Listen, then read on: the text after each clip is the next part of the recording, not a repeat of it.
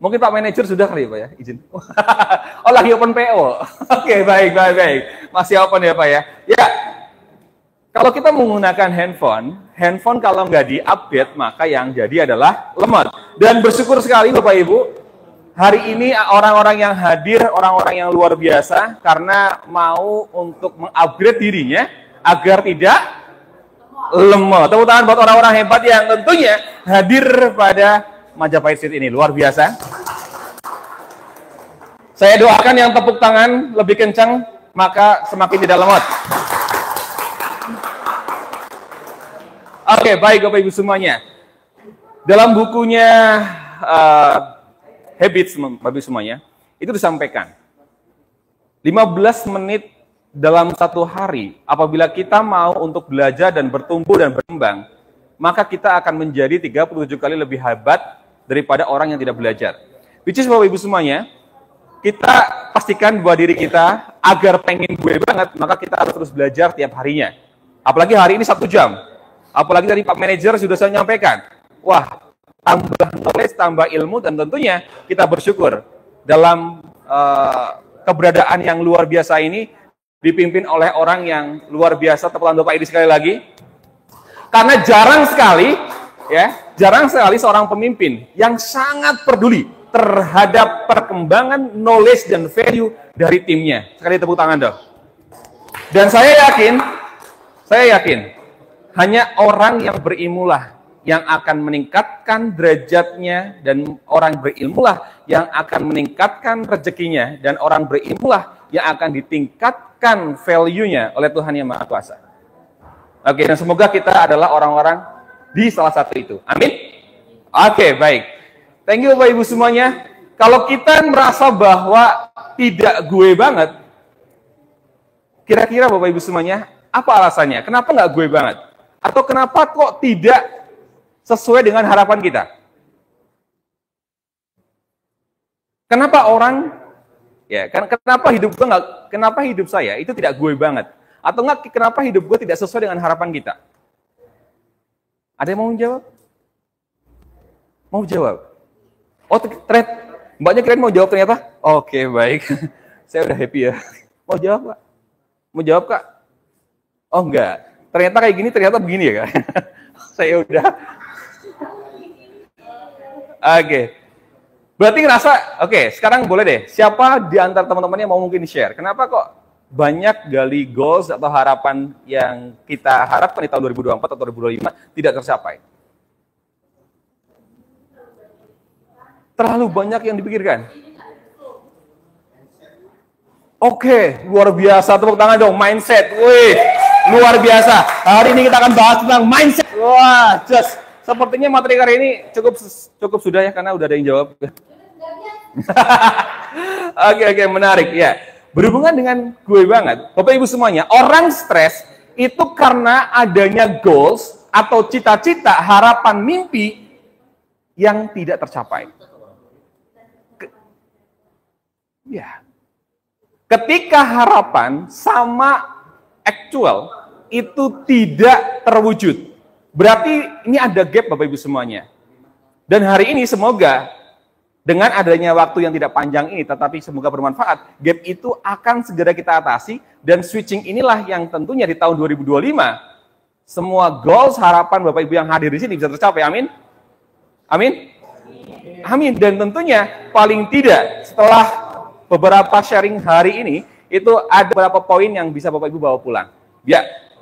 Nah, Bapak Ibu semuanya teman-teman, kenapa kok hidup tahun 2025 ini banyak orang yang semakin stres?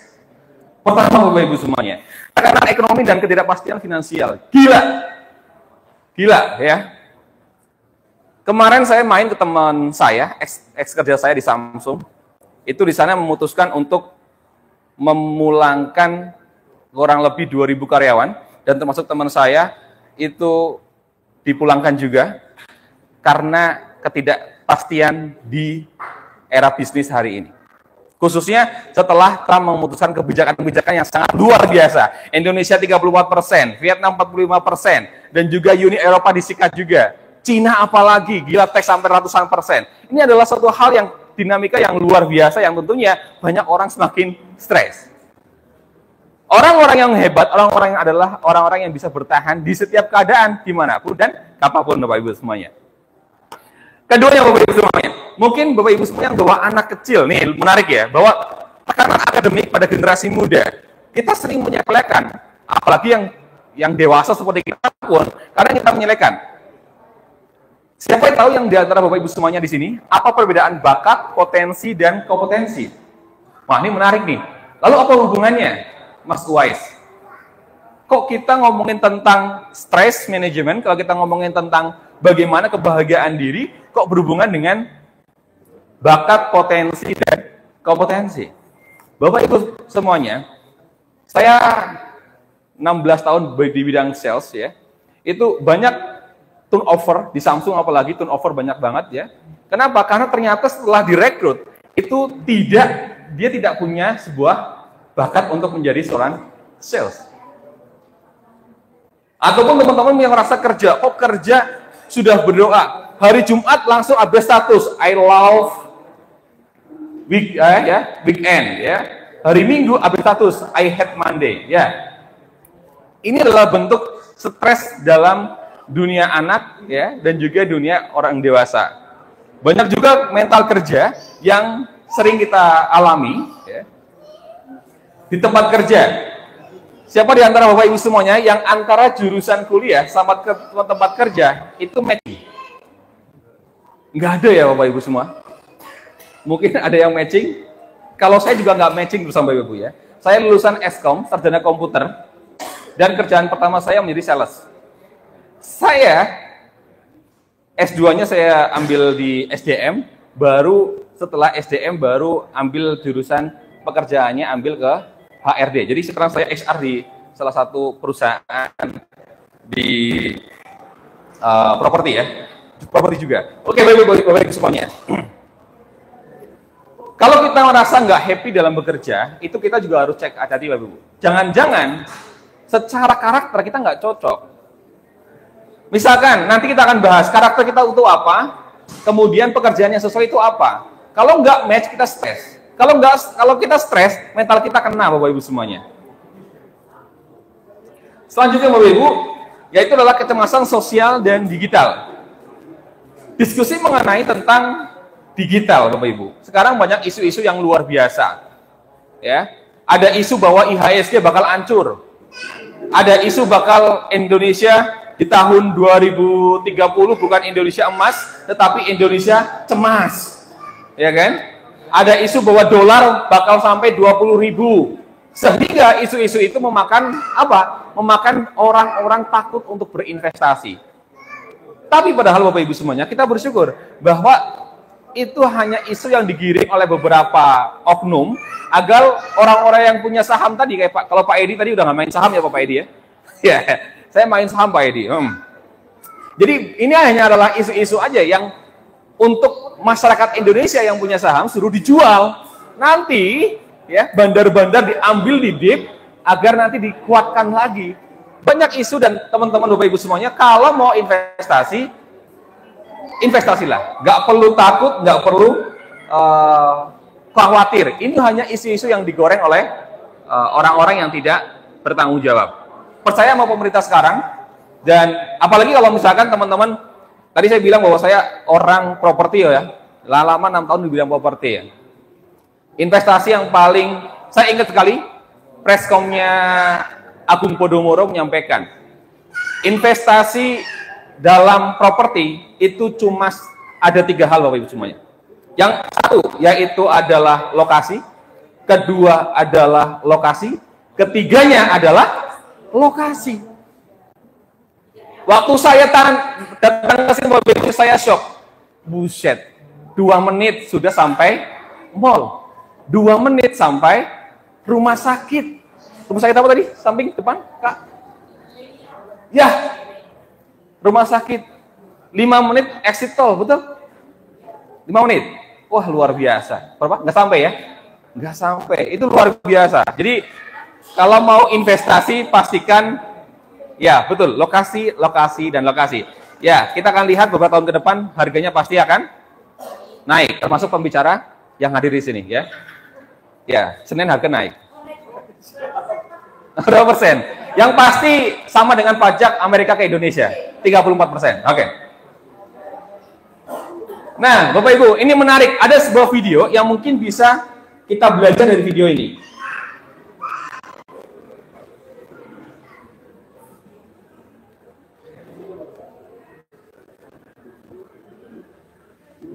Nah, Bapak Ibu, di sini ada sebuah lomba, ya, antara kelinci sama kura-kura. Yang menang siapa, Bapak Ibu? Rekan-rekan semuanya? Iya.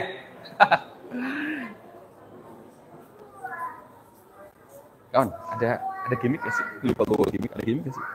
Enggak ada ya? Besok ingetin ya kalau belum dibawa.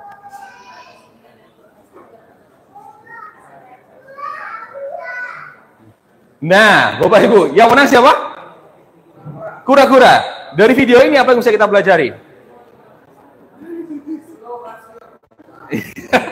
Ya, slow Bashir, setuju banget Pak, thank you.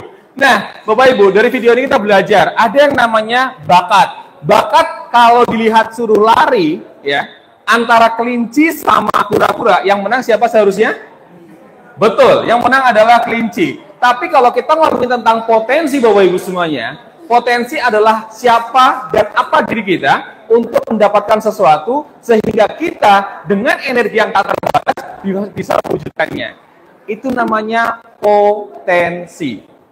Kalau kita lihat potensi, kura-kura mempunyai potensi yang luar biasa dan juga mempunyai konsistensi yang luar biasa. Ketika itu dilatih, itu baru yang namanya kompetensi.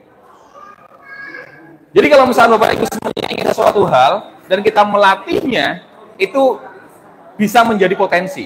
Tetapi kalau misalkan itu continuous dan Bapak Ibu semuanya belajar, ya, maka itu menjadi kompetensi. Nah, ini ciri-ciri Bapak Ibu, saya reminder lagi, ya, bahwa ternyata kalau kita ngerasa diri kita ngerasa galau, ya, mimisan, encok, pegelinu, mencret-mencret, ya kan, uring-uringan, toksik, suka ngomongin pemerintah, suka ngomongin diri sendiri, tetangga, julid, ya kan. Nah, inilah ciri-ciri yang hidup diganggu banget, tidak menikmati kualitas hidup dan tidak menikmati keadaan sekarang. Yes. Lalu ada juga, mungkin Bapak Ibu juga ngalamin bahwa hidup ini yang gue banget seperti apa? Kalau hidup gue banget, ciri-cirinya Bapak Ibu semuanya, maka kita hidup itu tenang, enjoy, menikmati hidup. Ya, pagi-pagi ngopi, pagi-pagi ngeteh, ya kan? Sambil lihat apartemen gue kira-kira sudah laku disewain berapa unit, kan begitu kan? Oh, tahun depan kira-kira harga apartemen gue kira-kira berapa? Kan enak Bapak Ibu semuanya ya? Happy, enjoy, I love my life, ya. Mencintai kehidupan sekarang dan tentunya berharap terus untuk mencintai kita di masa depan. Dan gue tahu apa yang gue mau, bahwa orang yang hidupnya gue banget, dia tahu 2 tahun, 5 tahun akan menjadi seperti apa Bapak Ibu semuanya. Nah, Bapak Ibu izinkan saya untuk sharing, kalau kita hidup yang gak gue banget, ada beberapa opsi yang saya tawarkan. Ya, Bapak Ibu semuanya, siapa di antara di sini yang bisa buka kelapa tanpa bantuan alat? Buka kelapa tanpa bantuan alat, ada yang bisa? Limbat, ya kan, pakai gigi, itu pun alat. Atau enggak, ada enggak ya Bapak Ibu semuanya yang bisa berbicara dengan keluarga kita yang ada di rumah? Otomatis itu enggak ada yang bisa Bapak Ibu, betul? Ya. Kita manusia tidak bisa hidup hanya berdasarkan keinginan, tanpa adanya sebuah bantuan. Bantuan dalam kehidupan kita agar lebih baik adalah ilmu Bapak Ibu semuanya. Alatnya adalah knowledge, otak kita, kecerdasan kita, yang kita manfaatkan agar kualitas hidup kita lebih baik. Ada 2 opsi Bapak Ibu, ini adalah salah satu alat atau tools yang bisa Bapak Ibu gunakan untuk meningkatkan kualitas diri kita dan juga meningkatkan kualitas hidup kita. Dan sampai sekarang insya Allah saya juga masih belajar untuk terus mengenali diri sendiri dan juga mengenali orang lain. Karena bagaimanapun ketika kita bisa mengoptimalkan potensi diri kita, anak kita, orang-orang terdekat kita, maka itulah yang akan meningkatkan kualitas hidup kita bersama. Yang kedua Bapak Ibu semuanya, tidak cuma kenali diri, tetapi juga untuk kuatkan diri. Bapak Ibu, siapa di antara di sini yang sudah mengenal dirinya sendiri? Yang sudah gue banget sehingga tahu, oh, saya itu karakternya seperti apa? Iya? Oh, izin, baik. Ada pertanyaan yang sangat bagus dan luar biasa. Kalau yang sudah mengenal diri sendiri, apakah tidak dikatakan sombong? Izin jawab, Bu Ibu. Jawabannya adalah tidak, Bu.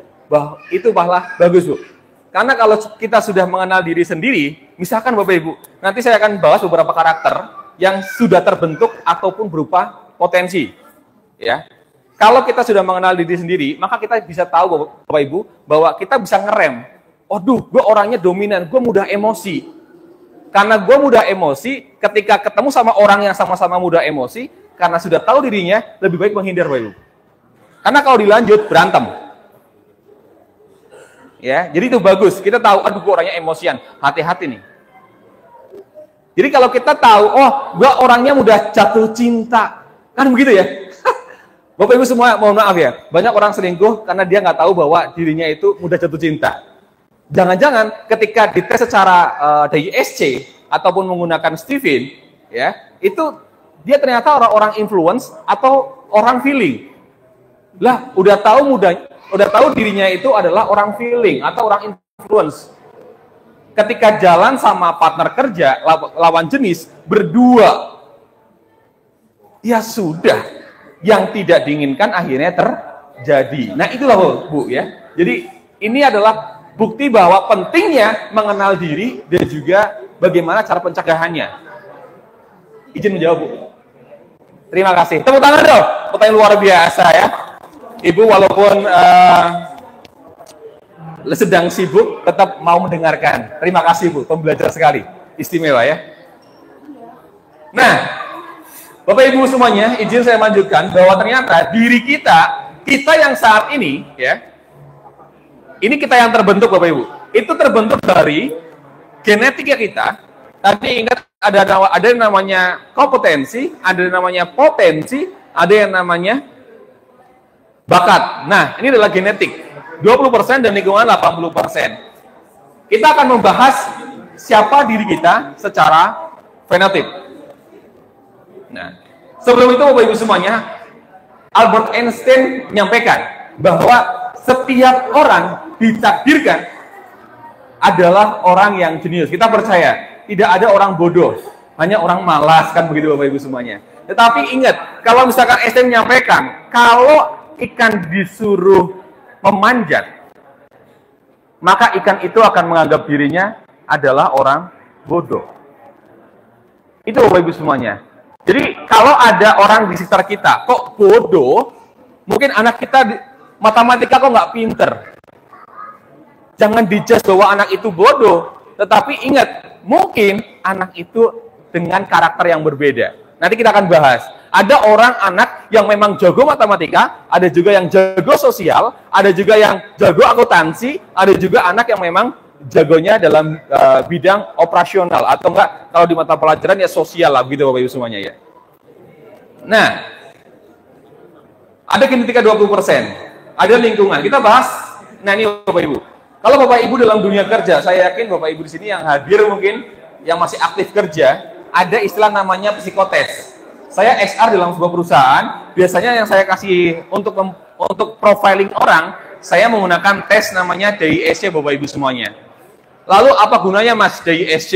Wah, ini Bapak Ibu semuanya. Kalau kerja kok nggak pakai DISC, Bapak Ibu punya perusahaan, kok orang salesnya adalah orang dengan karakternya dominan, yakin deh nggak bakal jualan-jualan. Bapak Ibu punya bisnis pecel lele, misalkan contoh, ya. Tiba-tiba yang jaga orang steady. Orang steady itu adalah orang yang sabar. Jadi ada konsumen duduk terus, ya kan? Udahlah, entar juga masuk, kan begitu. Kalau orang dominan itu adalah orientation result. Kecenderungannya orangnya berapi-api, tegas, berwibawa, dan suka untuk menaklukkan. Directly dan kompetitif. Jadi kalau Bapak Ibu semuanya di sini punya dagang, kemudian timnya orang dominan, ya konsumen kabur semua Bapak Ibu. Karena kecenderungannya kalau ada orang bilang galak, ini orang dominan. Lalu apa solusinya Mas Wes? Ya, ini dari DISC pentingnya, biar nggak stres, penjualannya meningkat, Bapak Ibu yang punya bisnis. Kuncinya, cari orang yang influence. Ini Pak Edi juga sama nih, penting nih. Ya, kalau you punya tim, kok masih ada di level dominannya tinggi, dan ada di level steady-nya tinggi, chain-nya tinggi, jualannya pasti mangkrak. Kenapa? Komunikasi itu paling penting, hanya dimiliki oleh orang influence. Maka kami selaku XR untuk orang-orang yang sales marketing ya, yang berhubungan dengan orang, maka yang paling penting adalah orang influence. Ini karakternya. Contoh juga, bagaimana karakter anak misalkan. Pak izin, kira-kira Pak, kalau tadi contoh, orang dominan itu orangnya agresif. Kemudian langsung to the point. Kemudian orangnya kompetitif. Orang influence penyayang, dibilang lebay nangis, pecinta, mudah untuk bergaul dengan orang lain. Steady ini pendiam Pak, ya. Kemudian intuisinya kuat, dia kreatif Pak, ya. Kalau ini hitung-hitungannya kuat Pak. Compliant itu orang-orang yang memang mempunyai manajerial kuat, rapih. Putri Bapak kira-kira orang mana Pak? Orang awal, ya, izin. Orang compliance, berarti orangnya sangat rapi, detail. Wah, luar biasa. Berarti kalau detail, itu nanti salah satu opsi. Ini kan apa yang terbentuk sekarang? Itu sekolahnya ambil keuangan. Kalau ambil keuangan, berarti pekerjaannya ambil akuntansi. Kalau itu terbentuk dengan karakter ya, itu harus dites juga kalau misalkan Bapak Ibu pengen meyakinkan. Karena kalau enggak, misalkan Bapak bilangnya orang compliant, tiba-tiba anaknya kuliahnya di hubungan internasional, stres Pak anak. Karena nggak sesuai dengan karakter. Ya. Atau enggak compliant, tiba-tiba kuliahnya di bidang berhubungan dengan orang, ambil komunikasi. Atau enggak ambil SDM. Ya. Tetapi nanti ada dua opsi Bapak Ibu semuanya. Kita lihat yang terbentuk sekarang sama potensinya. Dia pilih yang mana, atau enggak yang mendekati yang mana. Itu kalau, kenapa? Karena kalau bakat potensi dijajar, maka insya Allah pekerjaan, kuliahnya, belajarnya akan melesat jauh lebih cepat daripada orang-orang lain. Nah, ini ngomong tentang DISC. Baik. Kedokteran bagus tak? Karena compliant itu kedokteran yang paling penting atau dimiliki adalah detail. Jangan sampai operasinya lebih dari 0,1 cm, bonus 0,2 tambahin dikit, ya kan? Jadi orang combine penting banget Pak. Jadi pekerjaan yang membutuhkan detail, pajak, accounting, ya kan, dokter, itu butuh detail yang luar biasa. Semoga terwujud Pak menjadi dokter yang cantik dan menginspirasi dan mengobati masyarakat Indonesia lebih luas. Amin. Kurang lebih ini DISC-nya Bapak Ibu semuanya. Ini DISC itu karakter yang terbentuk sekarang. Perusahaan menggunakan DISC, Thomas International, atau mungkin Bapak Ibu mengenal namanya MBDI. MBDI juga banyak dipakai beberapa perusahaan. Ya, kalau enggak nih, ya. Lalu Bapak Ibu, tadi kita membahas tentang pendekatan apa ya, siapa kita yang terbentuk sekarang. Karakter kita itu seperti apa? Kalau Bapak Ibu pengen cek, pengen tes, ada Mas Dorman. Nanti saya dibantu sama Mas Dorman ya. Nanti Bapak Ibu tes, kita analisa, nanti kita jabarkan. Kalau genetik Bapak Ibu semuanya, saya menggunakan pendekatan Stephen. Kenapa pendekatan Stephen? Karena salah satu hal yang membantu saya dulu sales Bapak Ibu, di era sekarang menjadi departemen head itu, salah satu boosternya adalah Stephen. Nah, ini beda lagi Bapak Ibu. Kalau tadi berhubungan dengan karakter, kita yang terbentuk saat ini, kalau ini adalah dari lahir. Dari lahir itu anak kita itu seperti apa? Fitrahnya itu seperti apa? Jangan sampai tadi anak ibu ikan, tapi Bapak Ibu ajarkan untuk manjat pohon. Akhirnya apa? Anak tidak akan memaksimalkan potensinya. Padahal kalau ikan disuruh berenang, disuruh lari, ya, tapi dalam air, wah luar biasa cepatnya. Nah, Dalam konsep Stephen, kenapa saya suka ini Bapak Ibu? Karena bakat itu ternyata berhubungan dengan energi kita. Energi kita siapa? Otak kita. Manusia itu dalam konsep Stephen dikenal dengan istilah namanya sensing, thinking, intuiting, feeling, dan instinct. Sensing itu otak kiri bawah Bapak Ibu. Otak kiri bawah yang memang mempunyai memori yang kuat. Ada juga otak yang namanya otak atas. Ya. Kemudian ada otak kanan kreatif. Dulu kita waktu SD SMP mengenal dengan istilah namanya otak kiri, otak kanan. Nah, kalau yang nggak belajar-belajar itu namanya nggak punya otak, Bapak Ibu. Ya, makanya bodoh, nggak punya otak ya. Kemudian ada juga otak kanan bawah, namanya adalah feeling. Ada otak bagian tengah, sini Bapak Ibu, namanya adalah orang insting. Orang sensing banyak gerak, energinya nggak terbatas, dan juga memorinya kuat. Ya, mudah lapar. Di sini orang sensing. Di sini saya Bapak Ibu. Saya setelah dites Bapak Ibu, kenapa kok saya kerja itu sambil nyemil? Karena ternyata saya nggak kuat lapar. Jadi konsentrasi menurun ketika saya mudah lapar. Sensing. Kemudian, kenapa kok saya pernah bekerja di bagian staff GPU. Kalau di elektronik itu namanya GPU ya. Jadi untuk calling customer, kemudian input penjualan, kemudian home bell penjualan, saya mimisan Bapak Ibu. Saya nggak kuat nih. Kenapa saya waktu itu mau resign? Dan ternyata, oh ya orang sensing itu kalau kerja duduk dalam depannya komputer meriang Bapak Ibu. Ya, jadi nggak cocok. Makanya ternyata, oh saya orang sensing, saya memahami. Ada orang thinking, analisanya kuat. Ya, ingatannya kuat luar biasa di sini, manajerialnya kuat. Tapi orangnya cenderung pendiam. Ya, orang thinking itu pendiam, suka menganalisa, suka mencatat, dan juga tetapi Bapak Ibu kalau punya orang anak thinking, itu biasanya agak orangnya cuek Bapak Ibu. Tapi cueknya adalah cuek sebenarnya mau ngomong itu malu. Orangnya lebih condongnya adalah malu bukan cuek. Ya. Ada juga orang intuiting, orang kreatif. Mungkin kalau Bapak Ibu punya anak, temboknya itu tiba-tiba sudah kayak gambar TK. Wah, digambar coret luar biasa. Tapi dahsyatnya orang intuiting adalah orang-orang yang memang dilahirkan dengan imajinatifnya yang luar biasa. Boleh ambilin charger di tas.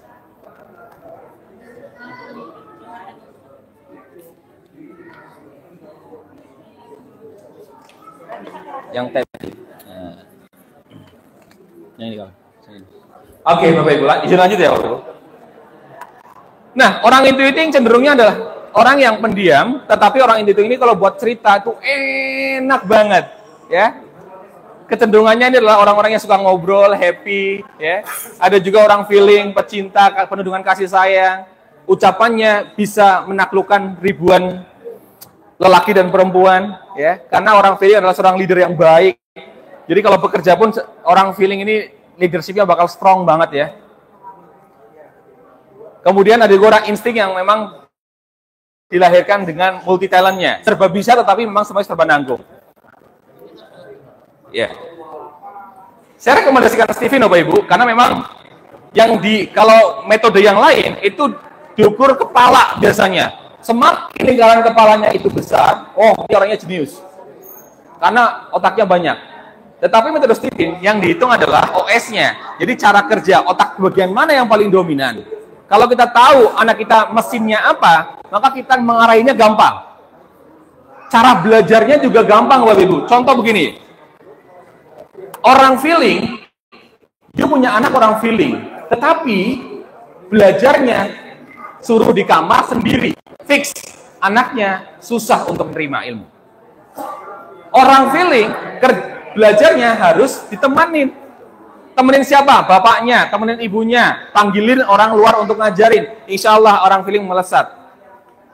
Orang intuiting, orang yang penuh dengan kreativitas. Ajarkan dia dengan beberapa metode. Metodenya apa? Suruh gambar, suruh nulis, ya. Belikan Lego, ilustrasikan, ya. Suruh menganalogikan, coba bayangkan. Nah ini pinter hebat nih, luar biasa.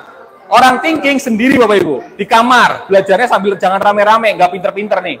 Orang thinking, kasih laptop, suruh dia searching, pakai ChatGPT, pakai yang lain, ya. Orang analitik, orang thinking, insya Allah pinter. Punya orang sensing, gampang Bapak Ibu, belajarnya itu harus di luar di kamar. Ya, jangan di kamar terus, stres. Sekali dek, jangan belajarnya jangan di luar, ruang tamu. Bosen, ayo belajar depan. Karena pada umumnya orang sensing bisa belajar di mana aja. Menarik. Ya, kalau misalkan Bapak Ibu pengen tahu anak gua itu kalau dites sebenarnya apa, silakan hubungi Mas Norman. Beliau adalah manajer dari tim I Know You. Ini Mas Norman Bapak Ibu ya. Nah, thank you Mas Norman.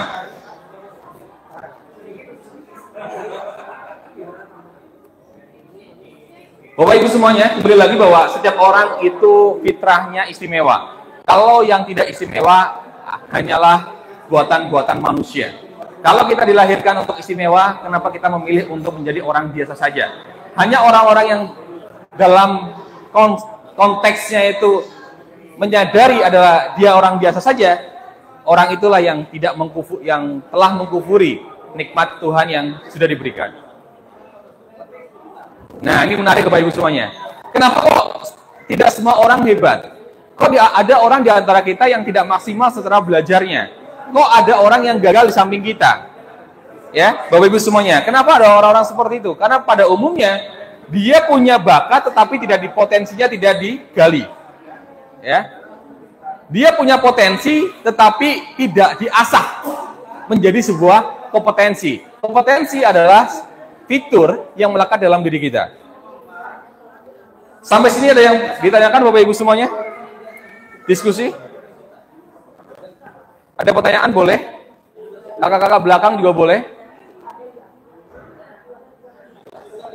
Lanjut Bapak Ibu ya?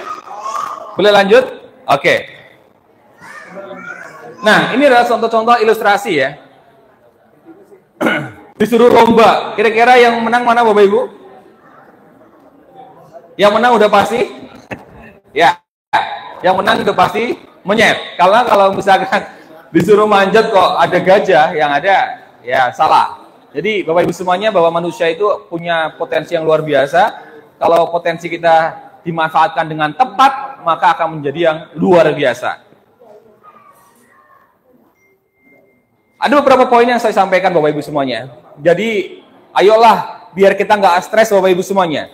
Daripada kita buang duit untuk pembodohan diri kita. Kita banyak orang yang secara kerja salah jurusan. Kalau udah salah jurusan, ya akhirnya kita ada yang namanya stupid cost, nggak pinter-pinter, ya. Mendingan buat investasi beli apartemen, ya kan? Bapak Ibu semuanya, yuk mari kita jalani hidup menuju hidup yang gue banget, yang enjoy, sehingga tidak ada konflik, tidak ada stres, dan juga kita hidup dalam mental yang sehat Bapak Ibu semuanya. Ada beberapa solusi Bapak Ibu. Solusi yang kedua yaitu adalah kuatkan diri. Kalau kita nggak menguatkan diri kita akan menjadi orang yang lemah dan mudah terkena toksik daripada orang-orang di sekitar kita. Nah, Bapak Ibu semuanya, ingin saya sampaikan bahwa tadi ada yang bahas mindset, itu menarik dan itu keren. Mindset itu ada dua Bapak Ibu semuanya. Ada yang namanya fixed mindset dan juga ada yang namanya growth mindset. Orang yang punya pola pikir fixed mindset itu punya pola pikir bahwa waduh, apa yang melekat dalam diri kita itu nggak bisa diubah.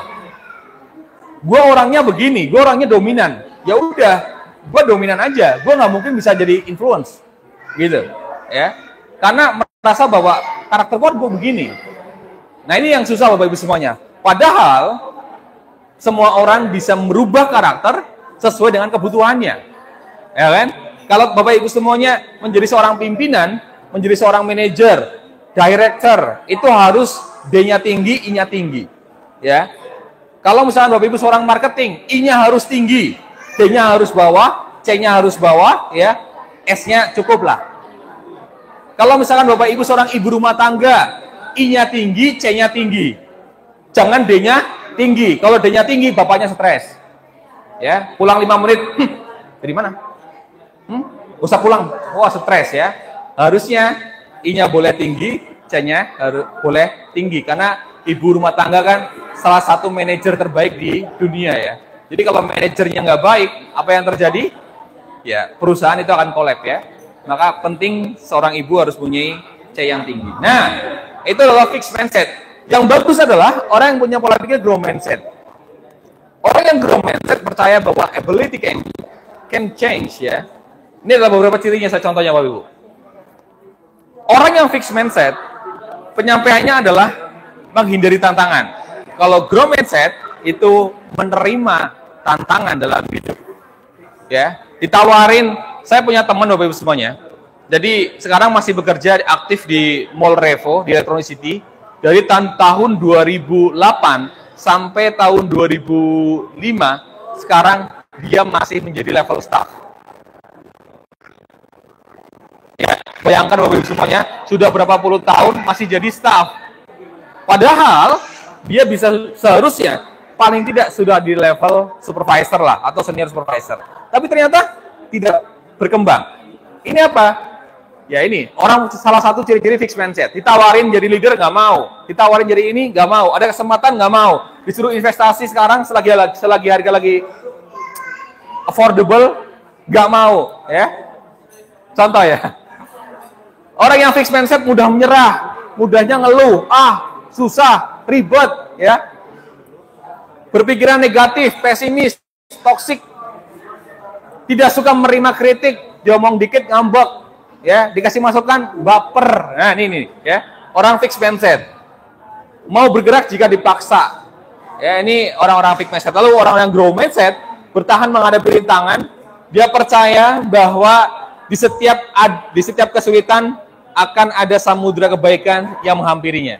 Jadi kalau Bapak Ibu semuanya merasa bahwa tahun ini adalah tahun yang berat, percayalah akan ada samudra kebaikan yang menghampiri Bapak Ibu semuanya.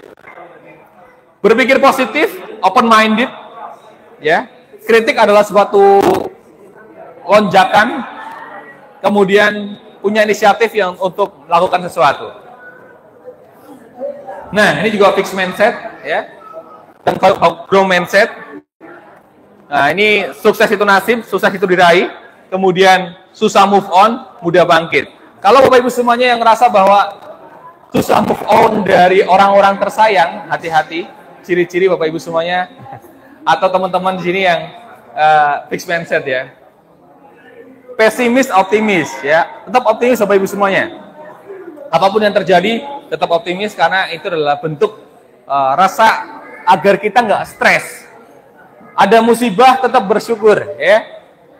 Misalkan jatuh, kakinya lecet, alhamdulillah, kakinya yang lecet bukan kepalanya yang lecet. Itu adalah bentuk rasa bersyukur, ya. Agar nggak tambah stres. Oke, baik.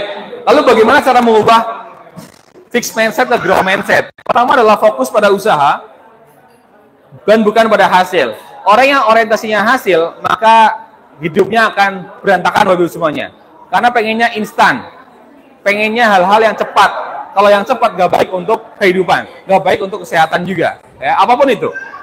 Makanya fokuslah kepada proses. Menerima tantangan, merayakan usaha dan ketekunan. Jadi kalau Bapak Ibu semuanya yang ciri-ciri orang yang bermalas dalam kehidupannya, ya ini ya, harus berubah ke disiplin dan kemudian bakat Bapak Ibu semuanya. Jadi kalau kita pengen growth mindset, pastikan potensi yang ada dalam diri kita bisa maksimalin. Menggunakan bahasa yang mendukung perkembangan, seperti belum bisa ya daripada tidak bisa. Kata belum itu bisa menjadi satu hal yang nanti akan tersampaikan, tetapi kalau tidak bisa itu udah fix, tidak ada perkembangan Bapak Ibu semuanya. Nah, yang terakhir Bapak Ibu semuanya saya ingin share. Banyak orang stres karena dia berusaha untuk melawan uncontrol kita. Bapak Ibu semuanya, kalau misalkan Bapak Ibu semuanya di sini adalah seorang pengusaha pecel lele, contoh ya, pengusaha warung makan.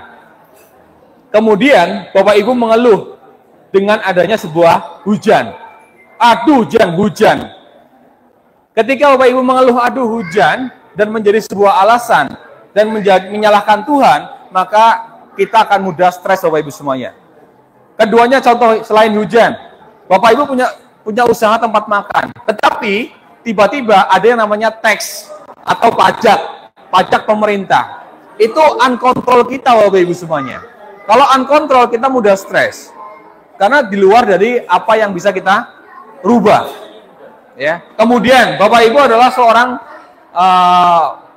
pengusaha. Ya. Ketika orang pengusaha biasanya berhubungan dengan dolar. Bapak Ibu ketika dolar naik, stres. Ya, waduh dolar udah mau 17.000 nih, ya kan? Itu uncontrol kita Bapak Ibu. Kalau kita fokus terhadap uncontrol, kita menjadi stres. Ketika stres, apa yang terjadi dalam diri kita? Kita mudah menjadi pribadi yang underperform atau mentalnya tidak baik-baik saja ya. Lalu bagaimana? Bapak Ibu semuanya, fokuslah terhadap apa yang bisa kita rubah. Dalam hal ini, Bapak Ibu seorang pengusaha, ketika ada satu hal yang terjadi dalam kita, yang bisa kita lakukan adalah, misalkan contoh, perbaiki marketing, kuasai digitalnya, apalagi cek manajernya bisa kerja atau enggak, ya, cek SDM-nya, itu adalah bahan bakunya, cek kenapa kok nggak laku, ya. Nah inilah hal yang mungkin bisa bermanfaat buat Bapak Ibu semuanya. Thank you. Ada pertanyaan boleh kita diskusi Bapak Ibu semuanya. Sudah Mas? Ada?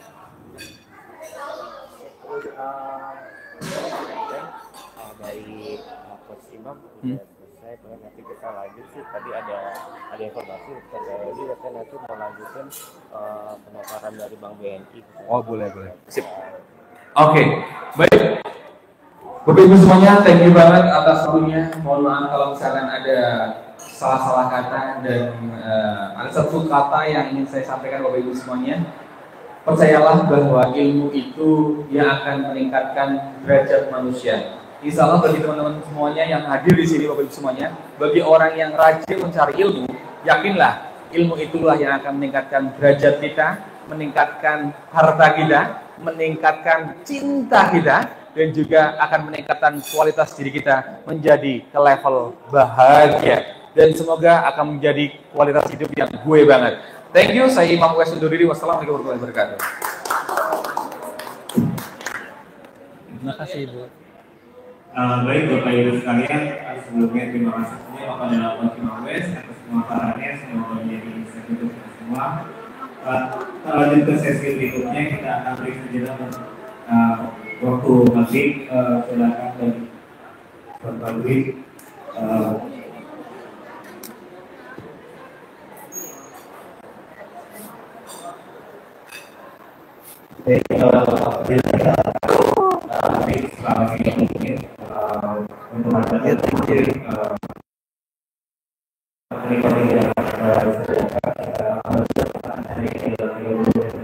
Nggak clear ya? Kalau kenceng mereka lagi serba salah, soalnya mereka masih aktif. Iya, soalnya kalau terlalu kenceng mereka kan lagi ada yang jelasin, ada sales yang lagi ngomong, jadi takut benturan.